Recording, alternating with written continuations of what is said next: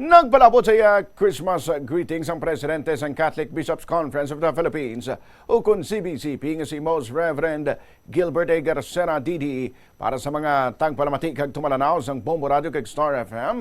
Suno kay Garcera kung taning espiritu sang Pasko mangin mabaskog sa nagipusoon sang tagsa ka Pilipino kag mangin giya sa tanan sa matag-adlaw nga pagpangabuhi ilabi na sa pagpakita sang paghigugma, paghangpanay kag pagbuligay. Matandaan nga formal nga nagpungko si Garcera bilang presidente sang CBCP sang Disyembre 1, 2025 talos kay Cardinal Pablo Virgilio David nga nagkompleto siya second and final term bilang presidente sang Nobyembre. Si Garcera nga nagaedad sang 66 anyos, nagaserbe man nga arsobispo sang Lipa halin sang 2017 kung sa diin may 3.3 million ka mga Katoliko. Nangin chairman man sa anay sang CBCP Commission on Mission kag sang Commission on Family in Life. Antes ng obispo, nagserbe sa bilang Assistant Secretary General sang CBCP, Executive Secretary sang Episcopal Commission on Mission kag National Director sang Pontifical Mission Society.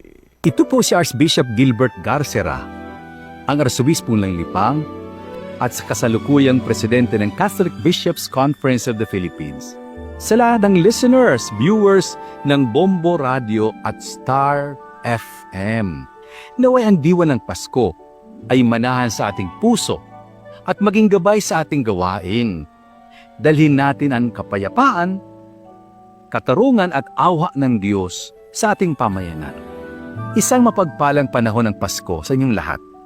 Ito po si Archbishop Gilbert, President of the Catholic Bishops Conference, Archbishop of Lipa. Merry Christmas po sa lahat.